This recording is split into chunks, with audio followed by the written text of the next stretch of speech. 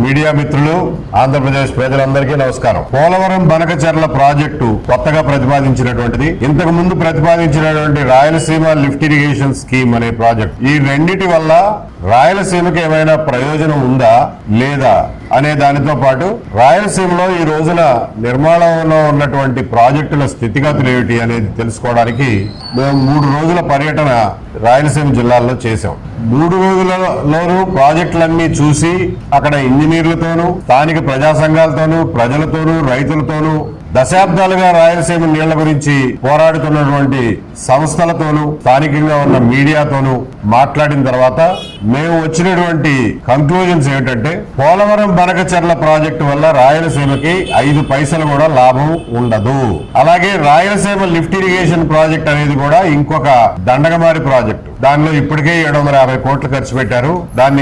దాని మీద national green tribunal stay విధించింది, పనులు ఆగిపోయినాయి. దాన్ని ఇంకా ముందుకు తీసుకెళ్లాలంటే ఇంకొక 3000 కోట్లు ఖర్చు పెట్టాలంటున్నారు. దాని వల్ల కూడా ఏం ఉపయోగం లేదు, దాని అవసరం కూడా లేదు. ఇప్పటి వరకే దండగ చేసినటువంటి ఖర్చుని ఋషికొండ పద్దులో రాసేసుకోండి అని చెప్తున్నాం. ముఖ్యంగా మేము గమనించింది ఏమిటంటే, రాయలసీమకి ఈ రోజున నీటి కరువు లేదు, అంటే నీటి లభ్యత కరువు లేదు, నీటి పారుదల కరువు మాత్రం ఉంది. ప్రాజెక్టులు దశాబ్దాల తడబడి ఆలస్యం అవడం, ఖర్చు పెట్టాల్సినటువంటి నిధులు వివేకంతో ఖర్చు పెట్టకపోవడం, పనులు సమాంతరంగా చేయకపోవడం వల్ల ఈ రోజున కొన్ని ప్రధాన కాలువల పనులు పూర్తవుతున్నాయే తప్ప రిజర్వాయర్లు పూర్తిగా నిండడం లేదు, పొలాల్లోకి నీరు కూడా పారడం లేదు. కాబట్టి రాయలసీమకి ఈ రోజున నీటి లభ్యత విషయంలో కరువేమి లేదు, నీటి పారుదల విషయంలో మాత్రం ఖచ్చితంగా కరువు ఉంది. రాయలసీమ రైతులకి, రాష్ట్రంలో ఉన్న ఇతర ప్రాంత రైతులకి ఏ రకమైన వైరుధ్యాలు లేవు. రైతులు ఎక్కడున్నా సరే అందరూ రైతులే, అందరూ సమానంగానే ఇబ్బందులు పడుతున్నారు నీటిపారుదల రంగంలో. తర్వాత ఈ విజిట్ తో సంబంధం లేకుండా మేము చెప్పదలుచుకున్నది ఏమిటంటే, పోలవరం బనకచెర్ల ప్రాజెక్టు వల్ల తెలంగాణకు వచ్చిన నష్టం ఏమీ లేదు. తెలంగాణ ప్రజలకు ప్రత్యేకంగా విజ్ఞప్తి చేస్తున్నాం, మీరు మీ రాజకీయ నాయకులు చెప్పే మాటల్లో పడి కొట్టుకుపోకండి. దానివల్ల తెలంగాణకు వచ్చే నష్టం ఏమీ లేదు. కానీ పోలవరం బనకచెర్ల ప్రాజెక్టును నిర్మిస్తే నష్టం వల్ల ఆంధ్రప్రదేశ్ ప్రజలకే. ఎందుకంటే ఇది ఇంకొక కాళేశ్వరం లాగా ఆంధ్రప్రదేశ్ ప్రజల మెడలో గుదిబండ కాబోతుంది. ఇది మేము స్పష్టంగా చెప్పదలుచుకున్నాం. పెండింగ్ లో ఉన్నటువంటి ప్రాజెక్టులు, డిస్ట్రిబ్యూటరీలు, బ్రాంచ్ కెనాల్స్, పంట కాలువలు గనక పూర్తి చేస్తే 1,50,000 కోట్ల నుంచి 2 లక్షల కోట్ల వరకు సంపద సృష్టి జరిగే అవకాశం మన చేతుల్లో ఉంది. అంతేకాకుండా కనీస పక్షాన 15 లక్షల ఉద్యోగాల సృష్టి జరిగేటటువంటి అవకాశం మన చేతుల్లోనే ఉంది. అది కూడా ఎకరానికి 1,00,000 నుంచి 1,50,000 రూపాయలు ఖర్చు పెట్టడం ద్వారా. దీన్ని ప్రథమ ప్రాధాన్యంగా తీసుకోకుండా 8,000 కోట్ల పెట్టుబడి, 10,000 ఉద్యోగాలు అని పరిగెత్తడం కంటే కూడా ముందుగా మొట్టమొదటిగా వ్యవసాయక ప్రధానమైనటువంటి ఈ రాష్ట్రాన్ని బాగు చేయాలంటే, ప్రజలకి ఉపాధి కలగాలంటే మొట్టమొదట ఖర్చు పెట్టాల్సింది ఇరిగేషన్ రంగంలో అని చెప్పి మేము చాలా బాధ్యతగా ప్రభుత్వానికి సూచిస్తున్నాం. దీనికి కావలసినటువంటి ఖర్చు కూడా పెద్ద మొత్తంలో ఏమీ లేదు. మా ప్రాథమిక అంచనాల ప్రకారం 15 నుంచి 20,000 కోట్ల రూపాయలు నిధులు సమీకరించి పనులన్నిటినీ సైమల్టేనియస్ గా సమాంతరంగా పరుగులెత్తిస్తే 3-4 సంవత్సరాల్లోనే ఈ ప్రాజెక్టులు అన్ని పూర్తయి ప్రతి ఎకరానికి నీరు వెళ్లేటటువంటి అవకాశం ఉంది. దీన్ని ప్రయారిటీగా తీసుకోమని చెప్పి ప్రభుత్వానికి సూచిస్తున్నాం. అలాగే ప్రాజెక్టు పనులు, ఇరిగేషన్ పనులు, పంట కాలువల పనులు సమాంతరంగా జరగడంతో పాటు ఆయా ప్రాంతాల్లో ఏ రకమైనటువంటి పైర్లు వేయాలి, ఏ రకమైన పంటలు వేస్తే రైతులకి మంచి దిగుబడులు, లాభాలు వస్తాయి, ఈ రోజున దేశీయంగా గాని అంతర్జాతీయంగా గాని డిమాండ్ ఉన్నటువంటి పంటలేవి, అందులో మన దగ్గర పెంచగలిగినటువంటి పంటలేవి అనే విషయం మీద వ్యవసాయ శాఖ, ఉద్యానవన శాఖలు కూడా సైమల్టేనియస్ గా పనిచేసి రైతులను సమాయత్తపరిచి నీళ్లు వచ్చే నాటికి పొలాలను కూడా సిద్ధం చేయాల్సినటువంటి అవసరం ఉంది. ఈ రోజున డిపార్ట్మెంట్లన్నీ ఎవరికి వారే యమునా తీరే అని పనిచేయడం వల్ల ఇరిగేషన్ డిపార్ట్మెంట్ ఏం చేస్తుందో అగ్రికల్చర్ డిపార్ట్మెంట్ కి తెలియదు, నీళ్లు ఎప్పుడు వస్తాయో రైతులకు తెలియదు, పొలం ఎప్పుడు సిద్ధం చేసుకోవాలో ప్రజలకు తెలియదు, ఏం పంటలు పండించాలో అనే అవగాహన లేదు. కాబట్టి ఈ పనులన్నిటినీ సమాంతరంగా టేకప్ చేయాల్సినటువంటి అవసరం ఉంది. దీనికి అయ్యే ఖర్చు కూడా భరించరాని ఖర్చేమీ కాదు. నేను అన్నట్టు 15-20 కోట్ల రూపాయలు సరిపోతాయి. 80,000 కోట్లతో ఒక గుదిబండని మెడకేసుకుందాం అనుకునే ప్రభుత్వం ఈ 15-20 కోట్ల రూపాయలు సమీకరించడం వారికి కష్టమేమీ కాదు. మనకి ఒకప్పుడు ప్రత్యేక ప్యాకేజ్ అన్నారు, వెనుకబడిన ప్రాంతాల అభివృద్ధికి ప్రత్యేక నిధులు అన్నారు, ఈఏపీ ప్రాజెక్టులు అన్నారు. కాబట్టి ఎక్స్టర్నల్లీ ఎయిడెడ్ ప్రాజెక్టు ద్వారా గాని, కేంద్ర ప్రభుత్వం నుంచి వెనుకబడిన ప్రాంతాల అభివృద్ధి కోసం తేవలసినటువంటి ప్రత్యేకమైన ప్రాజెక్టుల ద్వారా గాని ఈ నిధులను సమీకరించుకుని పనులన్నిటినీ సైమల్టేనియస్ గా చేయటం సాధ్యం. కాంట్రాక్టర్లకు కొదవ లేదు. నిధులుంటే కాంట్రాక్టర్లు పరిగెత్తుకుంటూ వస్తారు.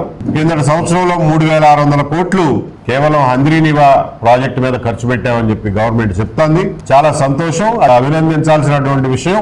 జగన్మోహన్ రెడ్డి గారి ప్రభుత్వ హయాంలో నీటిపారుదల రంగం పూర్తిగా నిర్లక్ష్యానికి గురైంది. ఏమాత్రం డబ్బు ఖర్చు పెట్టకుండా, పోలవరం పనులు ముందుకు సాగకుండా, హంద్రీనివా గాలేరు నగర పనులు ముందుకు సాగకుండా, కాంట్రాక్టర్లకు పనికొచ్చే రాయలసీమ లిఫ్ట్ ఇరిగేషన్ స్కీమ్ లాంటివి వాటిని మాత్రమే టేకప్ చేశారు.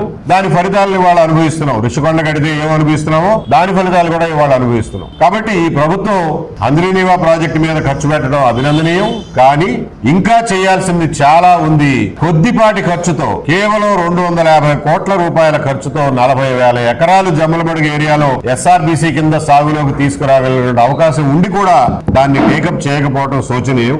ఇలాంటి మరుగున పడిపోయినటువంటి మిగిలిపోయినటువంటి పనుల్ని ప్రభుత్వం గుర్తించి యుద్ధ ప్రాతిపదిక మీద వాటిని పూర్తి చేస్తే రైతులు బాగుపడతారు, సంపద సృష్టి జరుగుతుంది, జిఎస్డిపి పెరుగుతుంది, రైతుల ఆదాయాలు పెరుగుతాయి, గ్రామాలు కళకళలాడతాయని చెప్పి సూచిస్తున్నాం. అలాగే 2014-19 మధ్యన 2017లో ప్రభుత్వం ప్రతిపాదించినటువంటి పోలవరం నీళ్లని బొల్లాపల్లి రిజర్వాయర్కి చేర్చి దాన్ని సోమశిలకి అంటే పెన్నా నదికి తరలించాలి, గ్రావిటీ ద్వారా తరలించే అవకాశం ఉన్నటువంటి ఆ ప్రాజెక్టుని డబ్బులు ఉన్నప్పుడు ఆ ప్రాజెక్టుని టేకప్ చేస్తే ఆ డబ్బు ఖర్చు పెట్టిన దానికి విలువ ఉంటుంది తప్ప బొల్లాపల్లి నుండి బనకచెర్లకి అడవుల గుండా, సొరంగాల గుండా కొన్ని దశాబ్దాలు పట్టే ప్రాజెక్టులు కట్టి బనకచెర్లకు తీసుకువెళ్లడం వల్ల రాయలసీమకి ఏమాత్రం అదనపు ప్రయోజనం లేదు అని చెప్పి మరొకసారి తెలియజేస్తున్నాం. పోలవరం నీళ్లు 40 మీటర్ల ఎత్తులో ఉంటాయి. పెన్నా నది 100 మీటర్లు సుమారు ఎత్తులో ఉంటాయి. 40 మీటర్ల నుంచి కోస్తా జిల్లాల మీదుగా గ్రావిటీని ఉపయోగించుకుని తీసుకెళ్లే అవకాశం ఉన్నటువంటి పోలవరం, బొల్లాపల్లి, సోమశిల ప్రాజెక్టుని టేకప్ చేస్తే అది కూడా ఖర్చు అయ్యే ప్రాజెక్టే. దానికి ఎవరో ఒకరు కాంట్రాక్టర్లు ఉంటారు. మాకు ఇవి కాంట్రాక్టర్ల మీద వ్యతిరేకత మాట్లాడడంలా, దేనికైనా కాంట్రాక్టర్లు ఉండాల్సిందే. కానీ పెట్టిన ఖర్చుకి దానివల్ల ఏమైనా ఉపయోగం ఉంటుంది తప్ప ఆ పరిస్థితుల్లో మీకు నాగార్జున సాగర్ రైట్ మెయిన్ కెనాల్లో ఇంకొక 5 లక్షల ఎకరాల అదనపు ఆయకట్టును జోడించే అవకాశం ఉంటుంది. అలాగే ఈ Nallamala Sagar reservoir, Somasila reservoir, Kandaleru reservoir మనకి ప్రకృతి సిద్ధంగా వచ్చినటువంటి అతిపెద్ద రిజర్వాయర్లు.